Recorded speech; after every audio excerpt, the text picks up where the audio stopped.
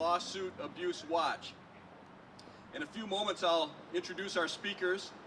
We have former Flint Mayor Dr. Karen Weaver, attorney Frank Bednards from the public interest law firm, the Center for Class Action Fairness, and Pastor Alfred Harris of Flint, from the president of the Concerned Pastors for Social Action. We have all one thing in common, all of us who will be speaking, is we're here today to demand justice. After years of litigation, the court has set aside 3 days this week to hear from the people. Anybody that has an objection is here today to talk about why we object to this lawsuit and this settlement. And we are here to talk about the $202 million in legal fees that the attorneys want to take from the $641 million settlement. We think that money would be better spent, at least a lot more of that money would be better spent on health care for the people of Flint. This would be the largest payout to attorneys in the history of Michigan. It's not fair to the people of Flint. It's not fair to the people of Michigan, who will ultimately pay that $641 million, or as much as $1 billion if it's spread over 30 years as the legislature has approved. We're talking about historic levels of money. And we'd like that money to go for health care for the people of Flint, not for expensive cars or yachts for the attorneys. When the lawyers requested these fees, we took out a full-page ad in newspapers across the state to launch a petition drive urging the judge to reject these attorney fees. In our opinion, the $202 million is an outrageous money grab. We've had great response to the petition drive, but what have we heard from Lansing? Almost nothing. Actually, that's only partly correct. While we've heard no opposition to these lawyers' fees from the Attorney General, we have heard why she's being silent. Believe it or not, in the hundreds of pages in this settlement, there's actually a clause that was agreed to by the state of Michigan that prohibits the Attorney General from speaking out in opposition to the lawyers' fees. Why? Well, that settlement in legal circles is known as a clear sailing clause. What that does is it gives the lawyers asking for all that money clear sailing to move right through the process if nobody objects. And with the state staying silent on this, nobody was objecting to the lawyers' fees, a huge chunk of this. So Michigan Lawsuit Abuse Watch said, we won't stay silent on this. Why would the Attorney General, who speaks on virtually every legal issue in the news, agree to put a gag order on herself and on her office? It doesn't make sense. We looked all over for some kind of explanation. And while we were looking, we discovered that one of the lead attorneys in this case, who stands to get a large chunk of the $202 million, is a major political contributor to Attorney General Dana Nessel. Does that sound fair? We don't think so. So with the Attorney General keeping quiet on this, we're here today to encourage the court to reject these $202 million in fees. And we're not beating around the bush. When I talk about the newspaper ad that we took out, we're very blunt. This is not good for Flint, it's not good for Michigan, and it sets a terrible precedent for future lawsuits that come against the state of Michigan. I would now like to start by introducing some of our speakers. I'll start with the attorney that came in to represent the people of Flint free of charge, pro bono. Attorney Frank Bednards graduated from the University of Chicago Law School, one of the top 5 law schools in the United States. As an attorney for the Center for Class Action Fairness, he represents class members in fighting unfair settlements, procedures, and attorney fees. After we launched our petition drive, they recognized the need and the demand in Michigan for someone to file a formal legal objection to the fees requested in this case. Over the years, the Center for Class Action Fairness has recouped more than $200 million for class members by driving settling parties to an improved bargain or by reducing outsized lawyer fees. And as I said, they're representing the people of Flint absolutely free of charge. And perhaps most importantly, Frank is working to open up the hearings on these outrageous bone scans. We've all heard about the bone scans. These are bone scans used with equipment designed to be used on rocks and dirt. And they're being used to measure lead levels in the children of Flint. They haven't been approved by the FDA. The manufacturer hasn't approved them for use on human beings. And they were used.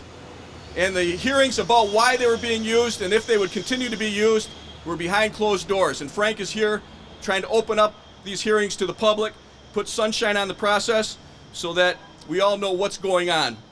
Frank, thank you for joining us today. Thank you. I represent 3 class members who are residents here in Flint, and we're objecting to the $202 million fee request out of the $641 million fund. If this was another kind of settlement, if this was something like a stock action where a company supposedly doesn't disclose stuff and the stock price goes down, the fees would be about half of what they're requesting here.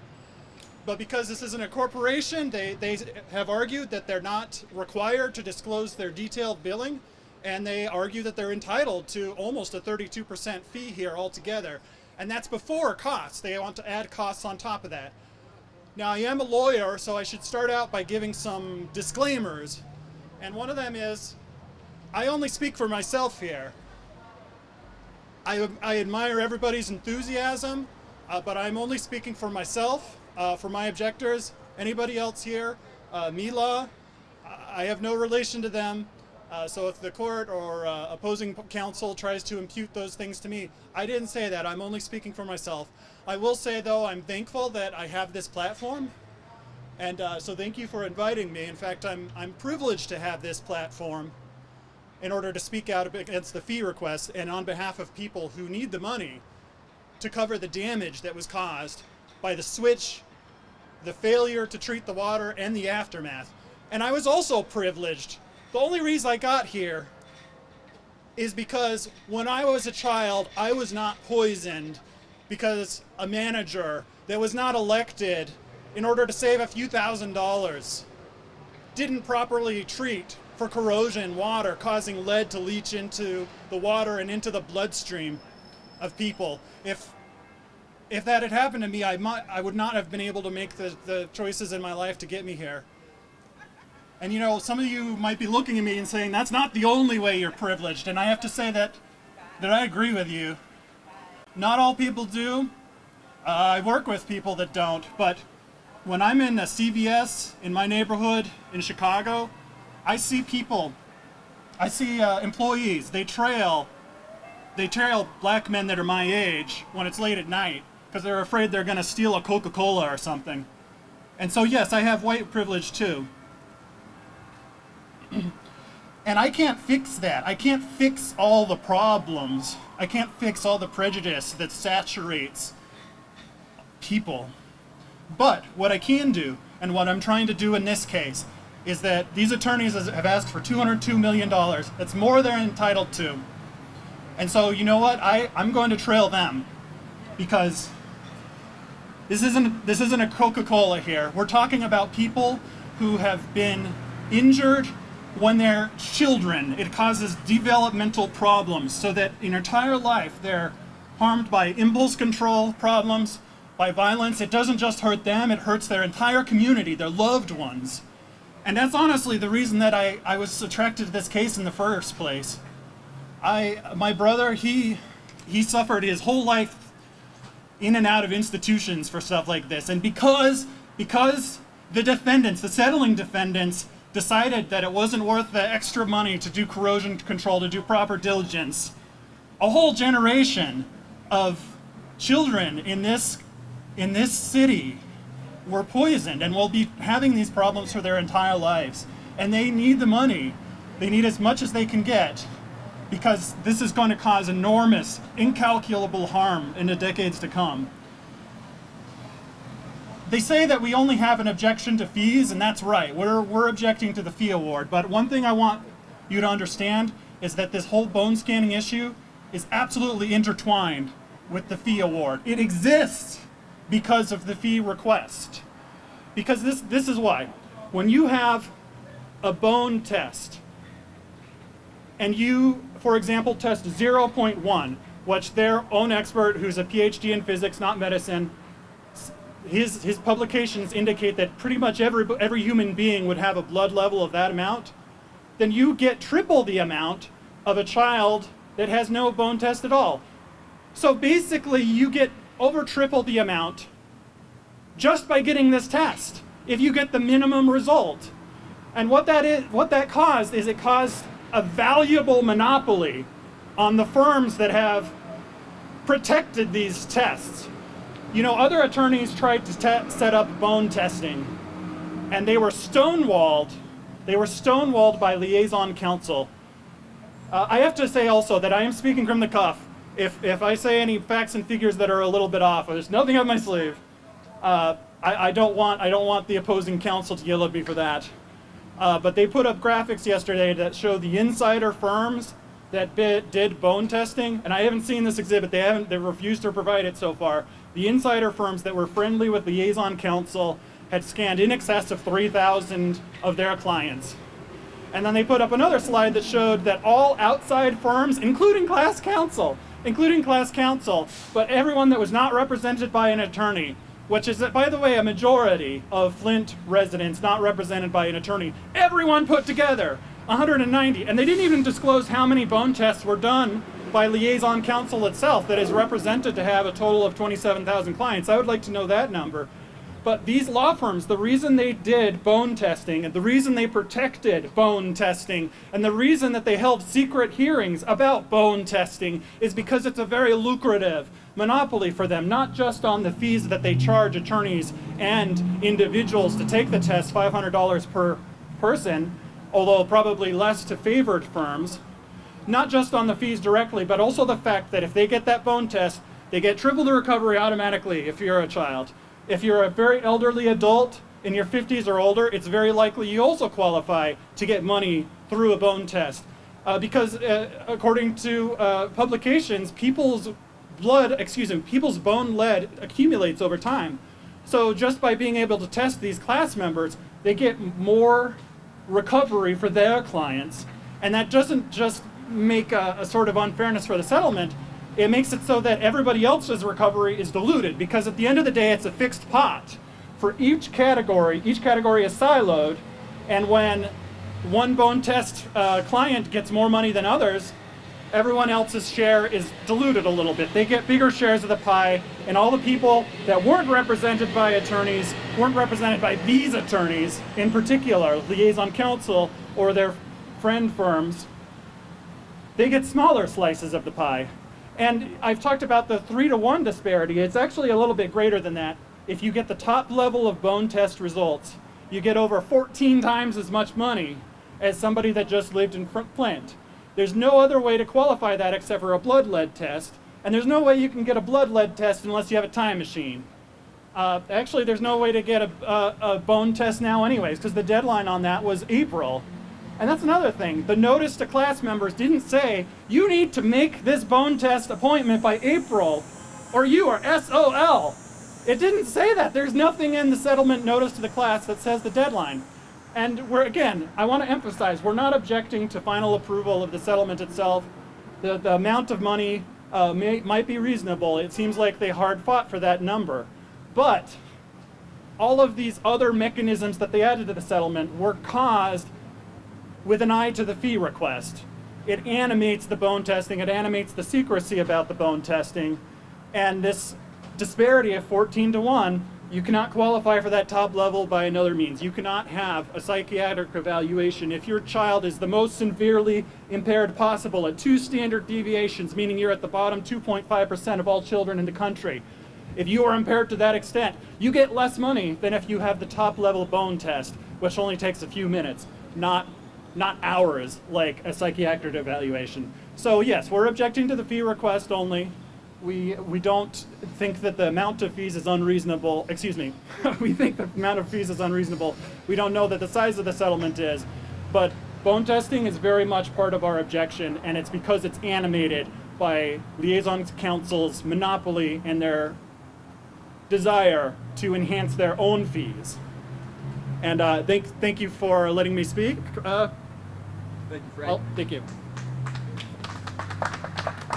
I think you all agree that we're fortunate to have an attorney who's passionate and speaks from the heart. He really is going to bat for the people of Flint.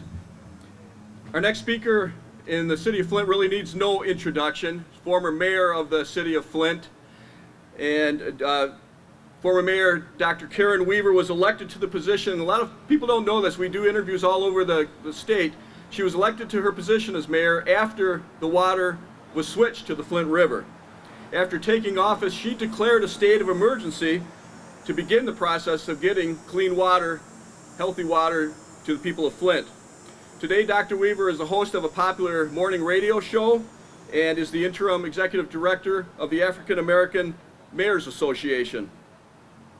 She has a doctorate in clinical psychology, and that's important because she's uniquely qualified to understand how long it will take to diagnose developmental problems in the children and how much it will cost to do that. She's been one of the leading opponents of this legal settlement, and we're pleased to have her here today, Dr. Karen Weaver. Thank you.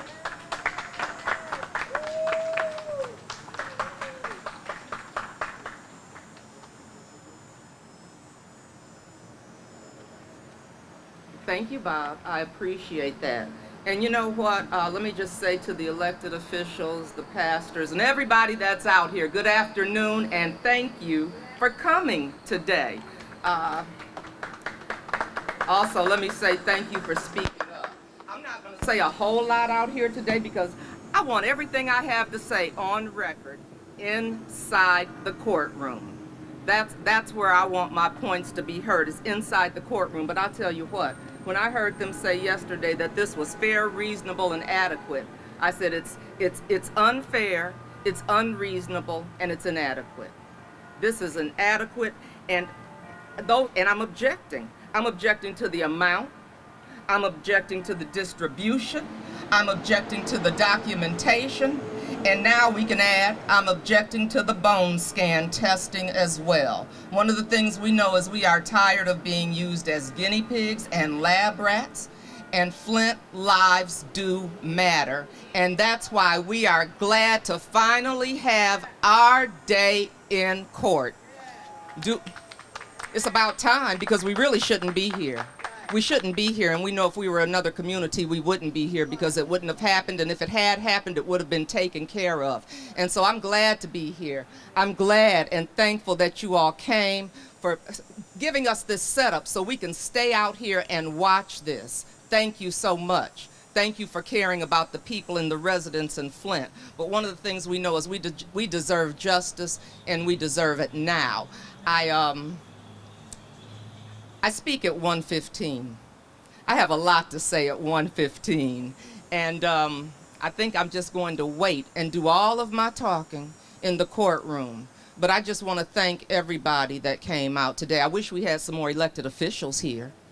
I wish we had people that are supposed to be representing us here, speaking up and speaking out for the people of the city of Flint. But you know what? One of the things I always said before I was mayor, when I was mayor, and now is our voice is our power.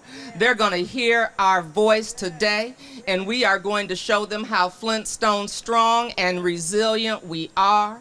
I see Pastor Harris out there. Can I call him up? Because I want to save what I have to say, because I want it on record. One thing I said, if we go down and we lose, I'm going down fighting.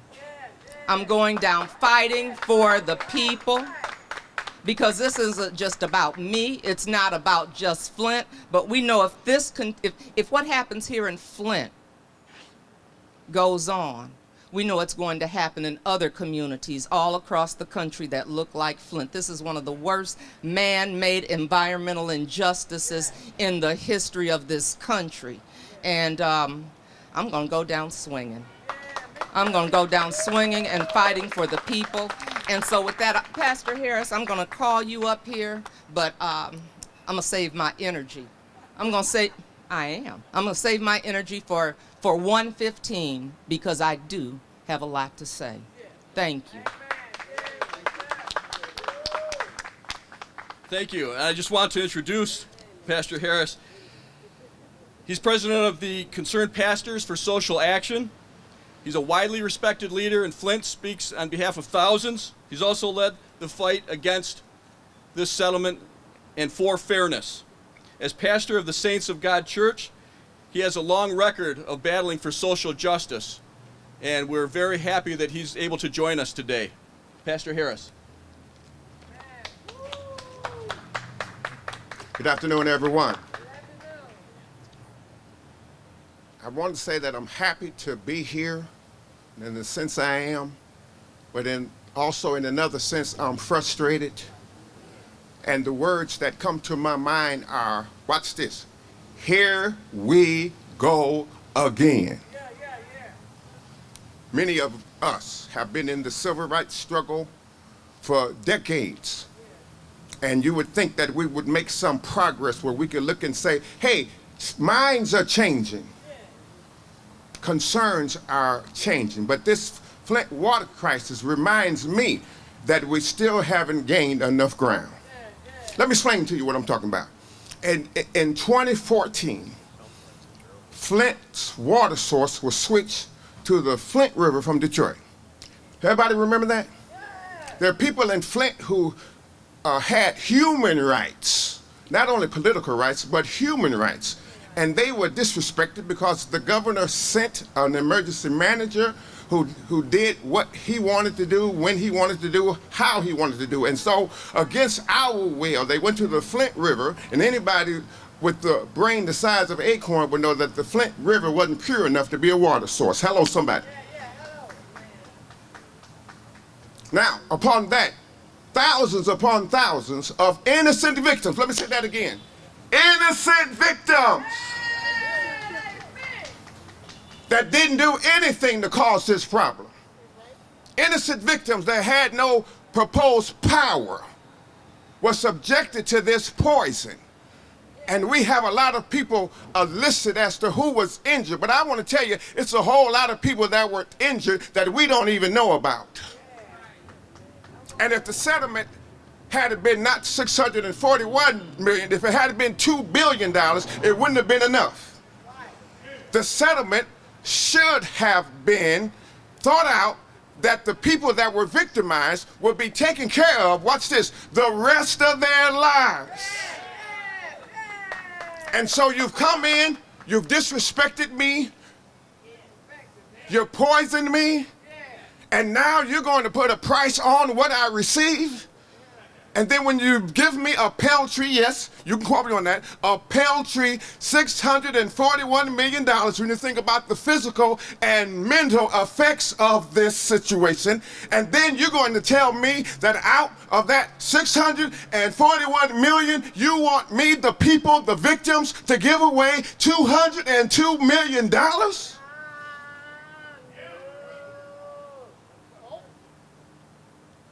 Let me say it again. You've already crushed me. You've already disrespected me. You've already killed me. And now you want me to pay the people who murdered me?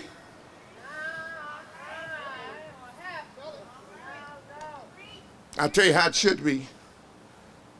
Somebody ought to come to the plate and say, you know, we have things in place, and sometimes we have guidelines, and sometimes we have rules that we have to alter because the circumstances dictate that it needs to be altered. And so whoever came up with that 31%, I don't care if it's legal law, state law, federal law, United Nations law, that doesn't fit in this situation.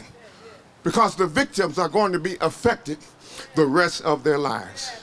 And so that's why I'm here, because I love people. I don't care if you're black, white, or polka dot. I love people, and I stand with those who are oppressed. And we have been, again, assaulted by this system. And somebody ought to raise their hand and say, that's enough. We've had enough. Say it again. We've had enough. Now, I'm going to sum it up right here. I'm the victim that doesn't want to pay the person that killed me. Thank you, Pastor. We've been working in Michigan for 25 years. That's one of the most passionate, articulate statements from a victim that I've ever heard. You know, Michigan Lawsuit Abuse Watch often just focuses on frivolous lawsuits and other forms of lawsuit abuse. People say, why are you involved in this case? It's not a frivolous lawsuit. Certainly it's not a frivolous lawsuit. But lawsuit abuse takes many forms. And one of the growing forms of lawsuit abuse in Michigan, and one reason that we need to highlight this, is the amount of money that the plaintiff lawyers take from their own clients, the victims. We hear over and over again from victims who got a legitimate settlement, who walked away with money and said, I still feel like I lost because my lawyer took so much of my money away from me. That's why we're here. And this is not the last large class action lawsuit we'll see against the state of Michigan. Everybody has seen about the big flood that happened up in Midland last year?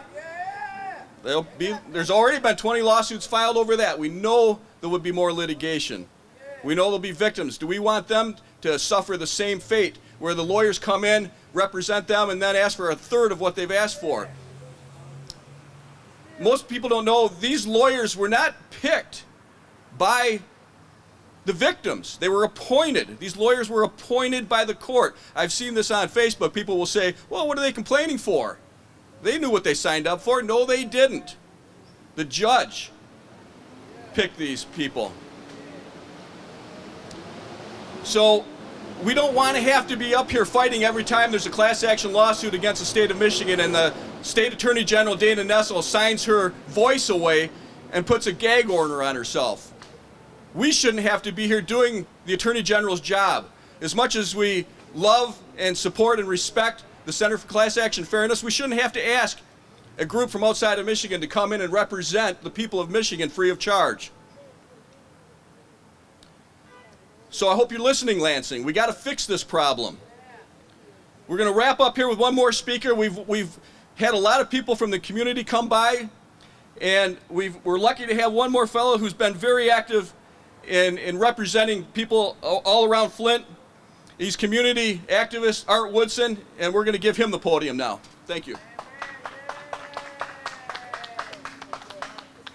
Hello, everyone. I'm not going to take that long, but I want you to know that this lawsuit isn't fair to the people here in the city of Flint. We allowed Snyder to set the narrative in the beginning about lead. My aunt passed away with 3 different cancers. My cousin passed away with 5 different cancers. We had a report done just not too long ago that showed that stomach cancer was up in 48505 by 85%. It showed that throat cancer was up 61%. Cancer. What they do, if you diagnose with 1 cancer and you get 3 more, they only go by that 1. They go by numbers, where they won't get on the ground and find out. So in this lawsuit, nowhere does it state about cancer. And if you go to the doctor and the doctor doesn't say that the water caused your cancer, then you are out of luck. And so when you put in your claim to Archer LLC down in Texas, they are going to deny you. By you opting in, you lose your right to sue down the road. The bone scan scam. They wasn't even authorized. They didn't even register the bone scan until February of this year. How did the law firm with Corey Stern and Napoli know to test 3,000 people before the pre-approval even came out? They would call that inside trading because they were behind closed doors and they knew what was coming up.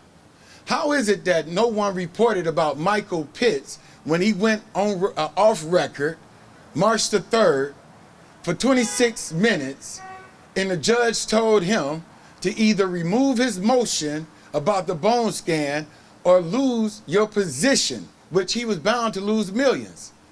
Why isn't anyone reporting about that? It's a narrative that they have set, and then if you object, they turn around and dismiss you, and they scare the people here in the city of Flint from objecting. Why isn't anyone reporting on that? We have been abused and misused here in the city of Flint. They figure that, hey, you know what? If you want to become a millionaire, go to Flint. They will assist you in becoming a millionaire, and you can take your money home. We here in Flint are tired of people coming in here abusing us. We are sick and tired of judges and lawyers benefiting off of us. They come in and say, hey, you know what? We have done work for over 5 years. Guess what? We've been fighting this water crisis for 7 years. We have not gotten paid for it. We are not complaining about it. You wouldn't even be able to be in court if it wasn't for the people here in the city of Flint. And then you want $202 million? What happens down the road? Because this is generational. What happens to our kids down the road? The state has not given us any more dollars after Gretchen Whitmer got into office. We're looking at high crime. Everybody say, well, it's happening all over the country. I'm tired of them putting Flint along with everybody else because Flint is unique. Flint was poisoned by the state of Michigan. Our kids are behaving differently because of our water, and no one is looking into that. We're allowing them to push it up under the rug. People say, well, it might be parenting and it might be this. But guess what, y'all? We was poisoned. TTHM messes people up. Lead messes people up. E. coli, TTHM, PFAS, cyanide, arsenic, PCB. We had a host of different things in our water, but all they want to do is talk about lead. You can get cancer just by taking a shower. You can get cancer just by boiling your water. Matter of fact, it's more deadlier in vapor than it is through consuming. We have issues here, and the lawyers don't care. All they want is their money, and all they want to do is go home with their money while you sit back and eat ramen noodles and walk to catch a bus. They don't care nothing about you. You saw it yesterday. Napoli and Corey Stern is fighting against the bone scan. They are fighting against the hall objectors. They are fighting against the fees because they want their money and go home. Judge Levy doesn't care because she wants it to go away. Governor Whitmer doesn't care because she wants it to go away. Mayor Neely doesn't care because he has political aspirations. All these people do not care about you. They know that all they're going to do is come out here during election year and say, vote for me. But guess what? If we stand up now and let them know, we would rather sit at home than to put you back in office after you done us wrong. So I'm not going to take up all your time, but I hope that the media print what has been said out here instead of what they are saying, the plaintiffs, lawyers, and the judges. I hope that you print what the people are saying, how the people are hurting here in the city of Flint, and how they have used this bone scam to get the majority of the money. And that's one more thing that I want to say. I opted out because the grid. I didn't have property. I didn't own a house. I didn't rent. I didn't have a miscarriage. I didn't have Legionnaires. I didn't die from Legionnaires. I didn't have a bone lead test. The only thing that I could have qualified under was a bone scan test. But after I heard that it was deadly and wasn't supposed to be used on humans, I had signed up and I said, I don't want it. So how do I qualify? Even though I am a resident in the city of Flint. How many other people doesn't qualify because they only could have qualified under the grid, under bone scan? I opted out. And then on top of that, why is Napoli calling me, telling me that I need to get back in there? I need to get back in the lawsuit. I opted out for a reason. Do not call me, Napoli. You are an individual lawyer. Why are you calling class action citizens and residents here in the city of Flint? That is called soliciting to me.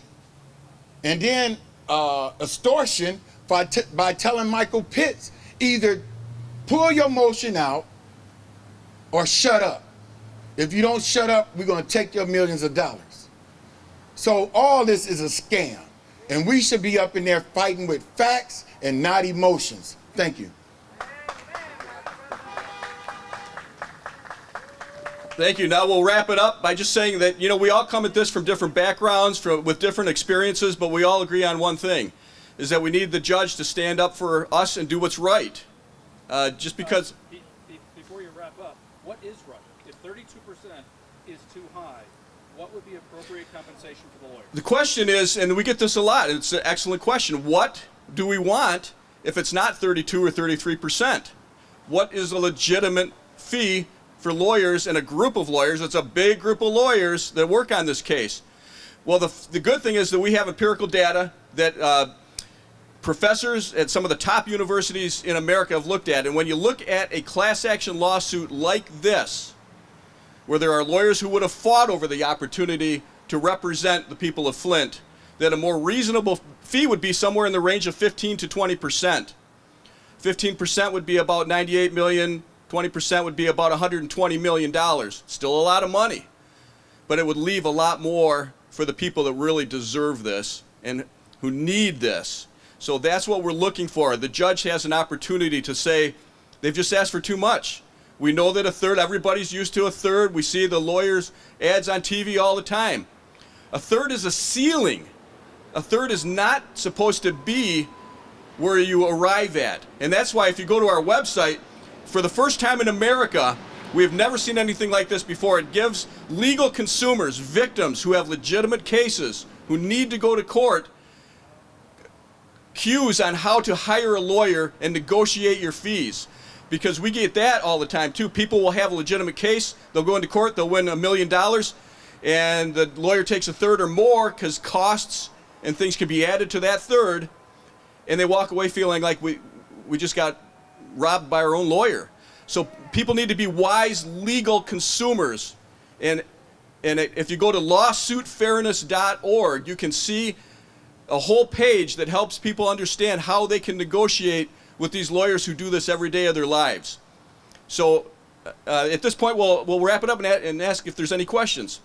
I just wanted to, kind of going off of his question, some of the attorneys are saying, you know, we've been working this for 5 years and haven't received a penny, and there are 50 of them, and so they'd be dividing that $202 million, of course, around 50 or more for 5 years of work.